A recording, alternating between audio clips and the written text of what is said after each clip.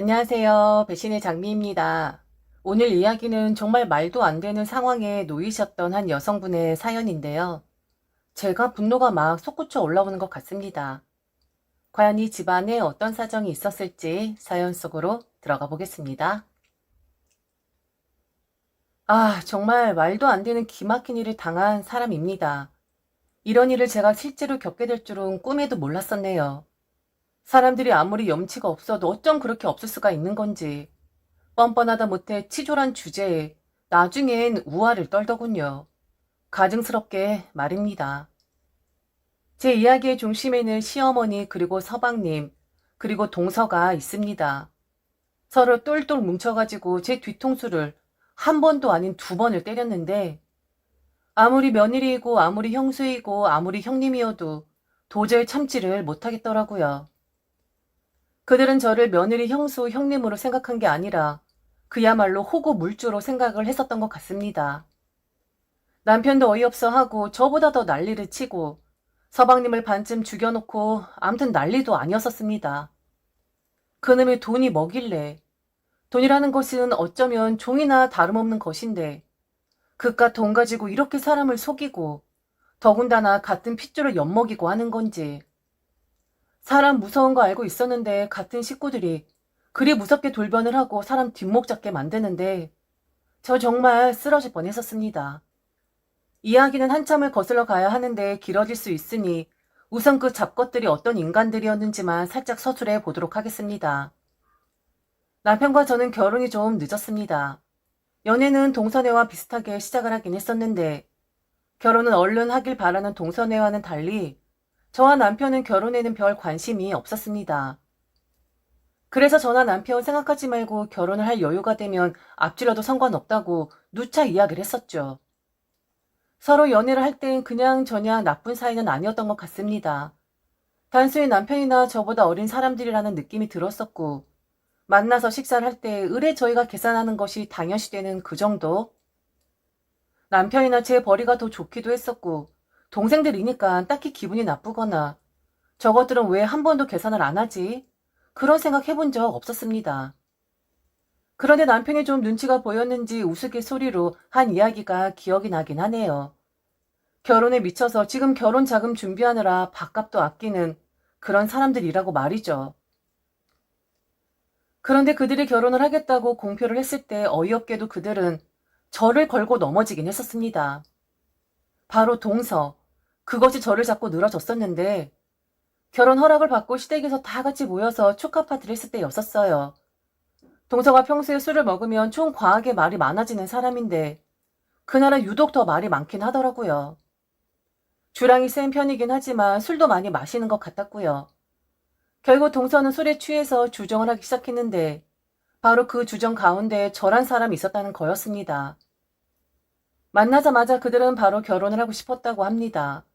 그런데 저희가, 특히나 제가 자기들한테 이야기를 안 해줘서 결혼을 차일피일 미룬 것이라고 하더군요. 자긴 얼른 결혼해서 현모양처가 되는 것이 꿈인 사람인데 이제야 그 꿈을 이루어서 너무 행복한데 좀 더 일찍 이루지 못한 것이 못내 아쉽다고 왜 제게 일찍 마음의 짐을 덜어주지 않았었냐고 식구들 다 있는 데서 이야기를 하더라고요. 취중 진담 그 자체였었습니다.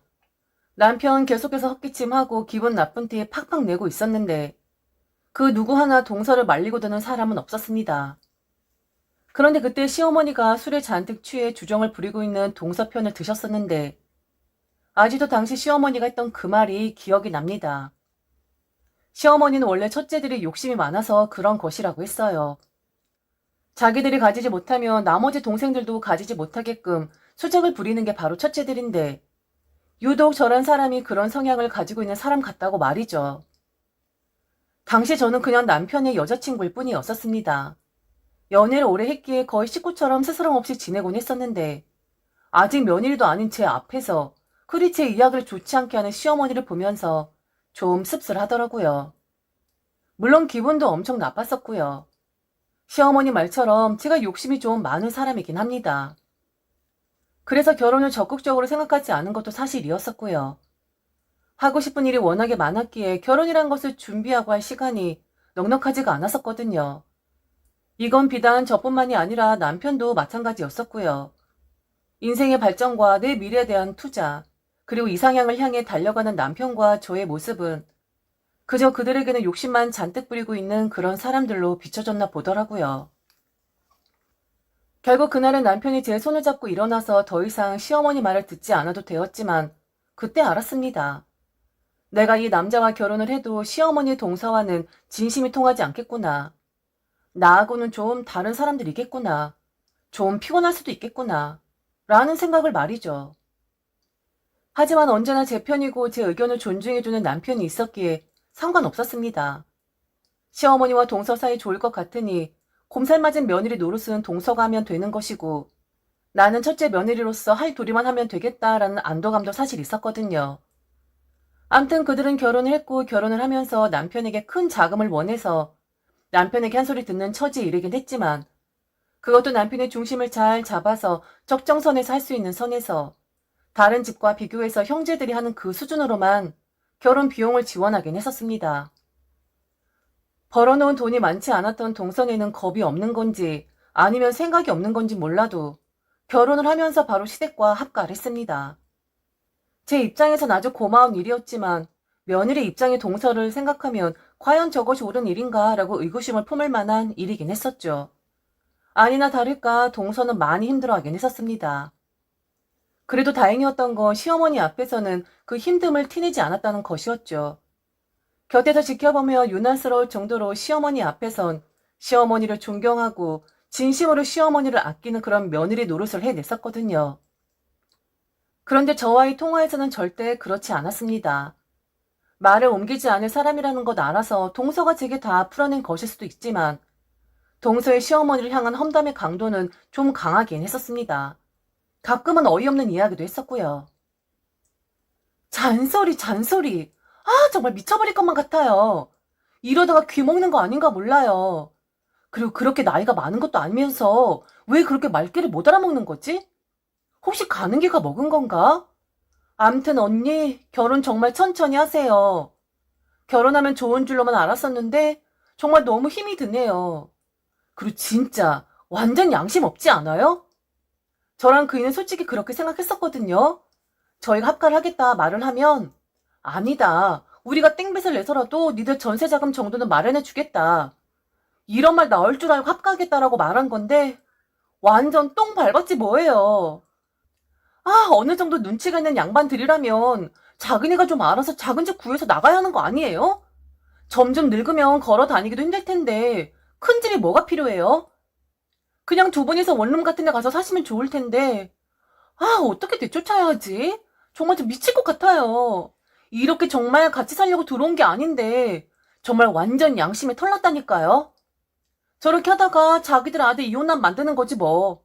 저렇게 눈치 없이 행동했다가는 당연히 그런 단계로 가지 않겠어요? 아, 정말 한 공간에 있는 것도 너무 짜증나요. 시어머니하고 며느리하고 하루 종일 붙어있는 게 이게 지금 말이 돼요? 저렇게 뒤에서 뒷담화를 떠나대던 동서는 시어머니 앞에서는 180도로 행동이 바뀌곤 했었습니다. 어떤 모습이 동서 실제 모습인지 헷갈릴 정도로 말이죠. 한 사람은 며느리가 되었고 한 사람은 그저 아들의 여자친구 입장이었었는데 동서의 계속되는 뒷담화를 저는 더 이상 듣고 싶지 않아서 그녀의 전화를 슬슬 피하곤 했었었네요. 이후 몇 년 뒤에 저희도 역시나 결혼을 했고 동서의 시어머니 뒷담화가 제 결혼 여부에는 영향을 주지 못했습니다. 가만 보고 있자니 동서나 시어머니나 그 둘은 퍼즐 들어맞듯이 딱 어울리는 그런 성향의 사람들이었었거든요. 제가 알기로는 시어머니도 남편에게 그렇게 동서의 흠을 보셨던 것으로 알고 있습니다. 일찌감치 독립을 한 남편보다 더 살림이 서툴다. 여자가 왜 그렇게 지저분한지 모르겠다. 얼른 집 구해서 나갔으면 좋겠는데 저것들이 언제까지 빌부터 살려고 저러는 건지 종잡을 수가 없다.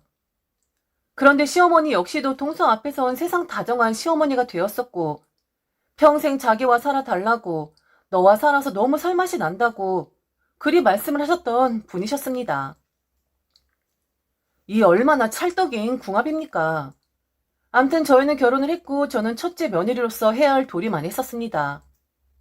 애교를 떨고 시어머니 비위를 맞추고 기본적으로 시어머니들이 원하는 그런 딸 같은 며느리 노릇은 동서가 다 해내고 있었었죠. 편하긴 하더라고요. 제게 별 기대도 안 하는 것 같았고 제 앞에서 동서가 좋다, 동서가 제일 편하다, 너는 좀 불편한 며느리다 했을 때 그 말이 듣기 싫지만은 않았었습니다. 저도 시어머니 불편했고 결혼을 한 이후 동서도 불편했었고 저와는 근본적으로 결이 다른 사람들이란 것을 알아도 예전부터 알고 있었으니까요. 그러다가 한 가지 정말 어이없는 일이 생기게 되었는데 이런 일도 있답니다. 정말 세상에 이런 일이 나올 그럴 일 말이죠.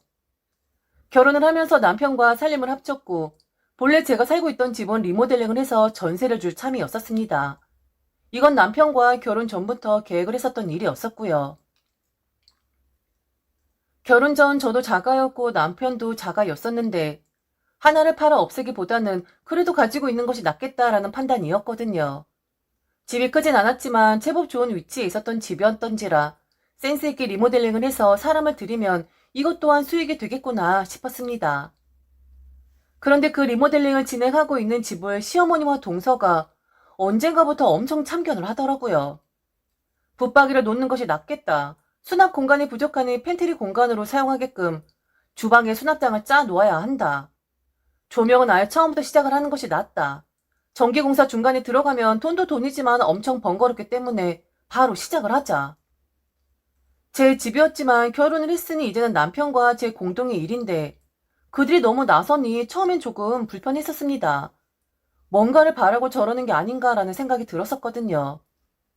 그들의 행동은 같은 식구 일이니까 친절을 베푸는 것이라 했지만 제가 볼 땐 아무리 식구의 일이어도 자기들 일이 아닌데 친절의 강도가 너무 과하긴 했었거든요. 제가 불편함을 내색하니 그들은 둘 다 똑같이 뭐 바라고 있는 거 아니라고 제가 일이 바쁘니 대신 도와주는 것 뿐이라고 제게 말을 하곤 했었습니다. 아마 평소에 불편함이 느껴지면 바로 표정에서 드러나는 저였으니 그들도 눈치를 챘던 거겠죠. 미리 그리 이야기를 하면서 저를 안심시키고 나중에 이야기를 해야겠다 뭐 이런 식이었던 것 같습니다. 거의 리모델링이 끝날 무렵 아니나 다를까 그들은 돌아가면서 제게 서러움을 토로했었습니다. 시어머니는 시어머니대로, 동서는 동서대로, 그리고 서방님 또한 나서서 말이죠. 서방님은 제게 직접 말을 하는 방법을 택한 것이 아니라 남편에게 사정사정을 했었더라고요. 씨알도 안 먹히는 경우였지만 말이죠. 시어머니는 제게 그러셨습니다. 동서와 사는 것이 너무 불편하다고. 원래부터 그런 이야기를 하셨지만 이번엔 좀 과하게 불평불만을 하시긴 했었어요. 시어머니 볼멘소리 한두 번 들은 것도 아니고 매일같이 동서와 서로 돌아가면서 험담하는 사람들이니 그냥 한 귀로 듣고 한 귀로 흘렸습니다. 그리고 지금 이 상황에 리모델링이 거의 끝나가는 이 상황에 더 불평불만을 하는 그들의 속내를 저는 훤히 꿰뚫고 있었거든요. 동서도 마찬가지로 집이 너무 좋다고 이런 곳에서 자기도 신혼생활 하고 싶었었다고 그런데 처지가 안 되어서 지금 시댁에 빌부터 살고 있는데 자기 인생이 너무 처량하다는 둥 그 집에서 살면 모든 일이 잘 될 것 같다는 둥 너무 속이 보이는 소리를 하긴 했었죠. 그래서 동서에게 딱 한마디 했었습니다. 언젠간 동서가 꿈꾸는 곳에서 살게 될 것이라고 처지를 비관하기보다는 더 힘내서 얼른 분가하기를 바란다고 말이죠.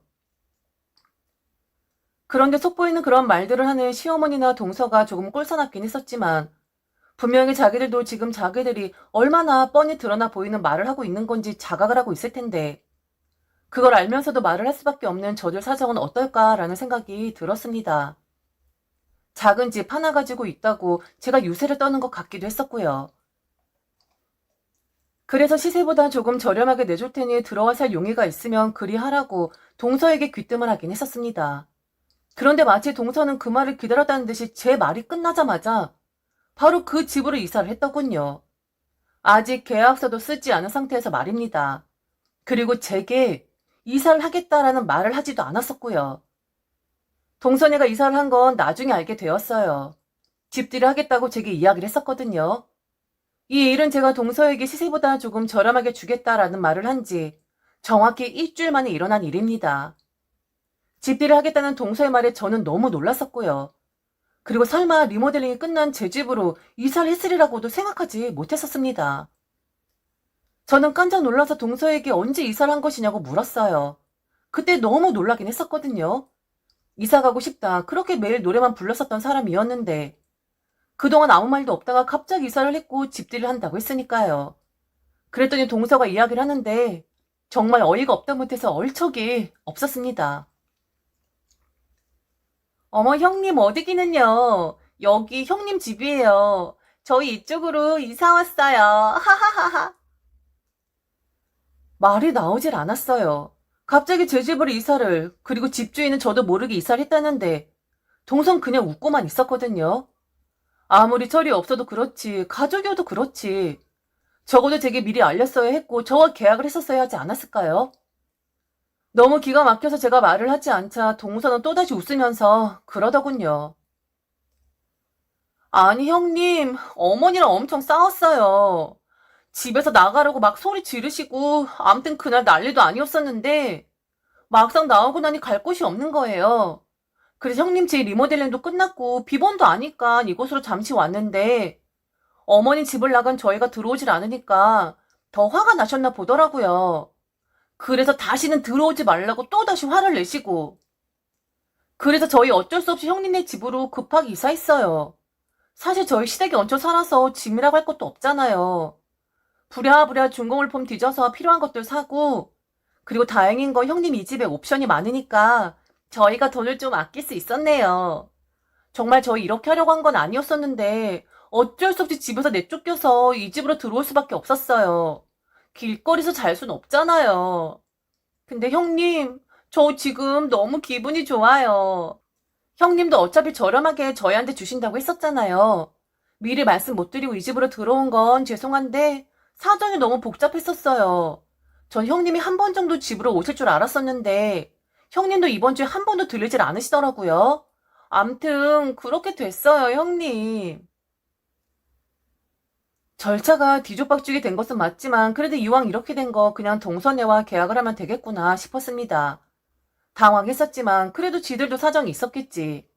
시어머니에게 쫓겨나다시피 그리 했으니 얼마나 처절했었겠나 이해하기로 했어요. 저는 계약만 제대로 하면 되는 거였으니까요. 집들이 때는 화가 누그러지지 않으신 시모님들은 참석을 하지 않으셨습니다. 당연한 일이 없었죠. 가서 보니 저나 남편 눈치를 보는 동서 부부가 좀 안쓰럽다는 생각이 들긴 했습니다.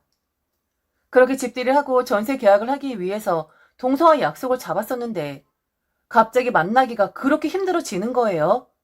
아니 이사를 했으면 주소 변경이나 기타 필요한 것들이 많을 텐데 왜 그렇게 시간을 끄는 건지. 연락을 해도 받질 않았고 문자를 보내도 답변도 없고 그건 동서도 서방님도 마찬가지였었습니다. 저도 점점 당했다라는 생각이 들었고 저보다 남편이 더 화가 나서 결국엔 동서가 살고 있는 그 집, 바로 제 집으로 쫓아가게 되었죠. 비번 바꾼 것은 당연한 것이고 배를 누르니 한참 뒤에서야 동서 부부가 나오더라고요. 그런데 그 안에는 시어머니도 계셨습니다. 화가 나서 동서 부부를 내쫓았다는 다신 얼굴 들이밀 생각하지 말라고 했었던 시어머니가 말이죠. 저는 동선에 집들이를 하고 그리고 그들이 제 눈치를 보던 그날 집으로 돌아오면서 시어머니에게 전화를 했었어요. 지금 동선의 상황에 대해서 설명을 했고 차라리 처음부터 제가 동서 부부한테 저렴하게 그 집을 내어주겠노라 했으면 이 사달이 나지 않았을 텐데 왠지 제 딱 같아서 마음이 좋지 않다고 말씀을 드렸었습니다. 그런데 그때 시어머니 노발대발이셨습니다. 아니 거기가 어디라고 들어가냐고. 그럼 이것들이 그날 집 나가서 바로 그 집으로 들어간 것이냐고. 계약서 썼냐고. 돈 받았냐고. 그것들이 하도 뻔뻔하게 구는 것들인데 일 처리를 잘해야 할 것이라고. 그렇게 동서네 부부 험담을 하셨던 분이셨거든요. 그리고 당신은 절대로 동서 부부 볼 생각 없다고. 걔들한테 질려도 너무 질렸다고. 시어머니 동서 부부를 거의 쓰레기급으로 만들어 놓긴 했었습니다. 그런데 그렇게 험악하게 말씀을 하셨던 시어머니가 동서 부부와 함께 있는 거였어요. 뒤통수를 후려맞는 느낌이었습니다. 저뿐만 아니라 남편도 마찬가지로 말이죠. 저희가 들어가니 모든 집안의 공기가 무거워지는 것만 같았습니다. 그리고 이건 처음부터 계획이 되었던 거였구나. 이렇게 짜고 치는 고스톱으로 가려고 했던 거였구나. 라는 것을 직감할 수 있었죠. 시어머니 이미 다 까발려졌구나라는 것을 아시고는 사정하셨습니다. 애들 좀 봐달라고 말이죠. 그리고 계약서는 조금만 더 있다가 쓰자고 하더군요. 그러면서 다 자기가 시킨 것이라고, 다 자기 탓이라고 했습니다. 애초부터 시어머니 계획이었고 곧 저희들을 불러다가 사실을 이야기하려고 했었답니다. 내가 다 계획한 거야. 내가 애들한테 시켰다. 이렇게 쳐들어가면 니들이 어쩌겠냐고. 그래서 나를 팔라고, 나를 나쁜 사람으로 몰아가라고 내가 그렇게 했어. 이렇게라도 이사를 시키고 싶고 이사를 하고 싶어하는 동생들 마음을 좀 이해해 주렴. 그리고 얘들이 돈이 어딨어. 먹고 죽고 싶어도 얘들한테는 돈이라는 게 없는 애들이야. 큰애야, 네가 마음을 조금만 넓게 쓰면 안 되겠니? 그냥 여기 애들 살라고 네가 좀만 아량을 베풀어주면 안 되겠어? 얘들 그냥 서류상으로는 우리 집에 있는 걸로 하고 그냥 몸만 여기에서 살게 해줘라. 그리고 사정 좀 나아지면 너한테 정성을 좀 보이라고 내가 단단히 일러 두었어. 그러니까 내 얼굴을 봐서라도 좀 네가 마음을 넓게 써주면 안 되겠니? 계약서를 쓸 생각도 없었고 한마디로 공짜로 이곳에서 살고 싶었다는 거였습니다. 정정당당하게 확실하게 계약서를 쓰고 대금을 받는 것이 당연하다 생각하는 제가 모진 사람인가요? 어쩜 저런 생각을 할 수가 있는 건지. 차라리 처음부터 말을 하지. 이렇게 뻔뻔하게 일을 저지르는 것이 아니라 처음부터 눈속임 하지 않고 되게 정직하게 말을 했다면 달리 생각을 했을지도 모르겠습니다. 집들인 하는 날 또 술에 취해 그날 동서 저를 붙잡고 대성통곡했었던 사람이었습니다. 자기 처지를 비관하면서 말이죠. 그 옆에서 서방님 또한 눈시울을 붉혔었는데 저는 그 모습에 마음이 누그러졌던 것도 사실이었었고요. 그런데 알고 보니 그냥 다 생쇼였었네요. 저를 속이기 위해서 제게 동정표를 얻기 위해서 말이죠. 저는 그렇게는 못한다고 했습니다. 그리고 괘씸해서라도 이건 용납 못하겠다고 했어요. 일주일 여유 줄 테니 다시 집을 비울 것을 요구했고, 그리고 이런 거짓말이 난무하는 사람들하고는 상대하고 싶지 않다고, 그리고 동서에게 너무 실망했다고 얘기를 했죠. 그건 시어머니도 마찬가지였었고요. 그런데 가만히 듣고 있던 서방님이 갑자기 소리를 지르는 겁니다. 거좀 가족들끼리 그러지 맙시다. 이 집 저희가 좀 쓴다고 다른 것도 아니고, 좀 가졌다고 요새 떠시는 것도 아니고, 어머니가 이리 사정을 하시는데, 형수님, 정말 너무하시는 거 아닙니까? 솔직히 저희가 이런 일 벌리기 전에 형수님이 먼저 들어가 살라고 말해줬으면 이런 꼴도 없었던 거예요. 좀 나누고 사세요. 가족인데 왜 이렇게 팍팍하게 구세요? 형수님 동생이 저희 입장이었어도 이렇게 박하게 구셨을 거예요? 정말 욕심이 너무 지자치십니다. 벼룩이 간을 빼먹는 것도 아니고. 아, 정말 사람 더럽네. 서방님이 강하게 이야기를 하니 동서도 힘을 받았는지 한 소리를 보태더군요. 형님, 여기 리모델링 할 때 제가 다 있었잖아요. 저도 일한 거나 다름없는데 형님 그때 저한테 뭐라도 챙겨주셨어요? 제 노동력과 시간을 그냥 날로 두셨으면서. 그건 가족이니까 그리 하셨던 거 아니에요? 그리고 돈 생기면 드린다니까요. 저희가 뭐 떼먹는 사람들도 아니고 지금은 당장 돈이 없으니까 그냥 배려해 주시면 살다가 나중에 돈 드린다니까요. 그리고 살짝 거짓말이 들어갔을 뿐. 어차피 결과는 저희 이사 나오고 싶었고 어머니도 이사를 내보내고 싶었다는 거였잖아요. 그냥 형님이 조금만 이해해 주시면 아무 문제 없는 거라고요. 욕심 안 부리시면 모든 식구들에게 평화가 찾아오는 건데. 형님, 좀 마음을 넓게 써주세요. 제가 이렇게 부탁 좀 할게요. 서방님 남편에게 그날 죽지 않을 만큼 얻어터졌습니다. 뻔뻔하다 못해서 음흉한 인간들이고 게다가 상식도 없는 인간들이라고 신나게 쥐어 터졌어요. 그리고 만일 일주일 내에 이 집에서 나가지 않으면 어떤 수단과 방법을 가리지 않고 법적으로 조치를 할 테니 알아서 하라고 했습니다. 욕심 때문이 아니라 이건 처음부터 너무 잘못된 일이었다고. 지금 빌고 빌어도 모자랄 판에 어디서 큰 소리 치고 있는 거냐고. 제 얼굴 보기가 너무 창피해서 얼굴을 들고 있을 수가 없다고. 저보다 남편이 더 난리를 치긴 했었죠. 결국 동선에는 다 시집으로 들어가게 되었고 남편보다 저란 사람이 세상에서 가장 몹쓸 년, 욕심 많은 년이 되긴 했습니다. 남편이 난리를 칠 때 아내인 제가, 집주인인 제가 말리고 들었어야 했는데 그렇지 않았다고 말이죠. 비상식적이고 제대로 된 생각을 하지 못하는 사람들과 무슨 말을 하겠어요. 그냥 동서한테 짧은 문자 한 통을 남겼을 뿐이었죠. 한번 다른 사람을 눈속임하려고 했었던 사람들은 버릇이 되는 건지 그 눈속임하는 것을 반복하려고 하더라고. 동선애가 언제 또 우리 뒤통수를 칠지 나는 그게 두렵다. 뻔뻔한데 양심에 털까지 났으니 이건 해도 해도 너무한 사람들이지. 인생 그렇게 살지 마. 그러다가 떨거지 인생 되는 거야.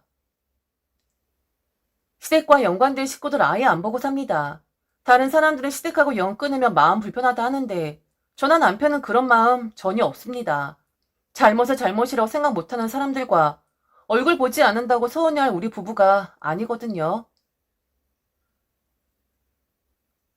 지금까지 들어주셔서 진심으로 감사합니다. 이상 배신의 장미였습니다.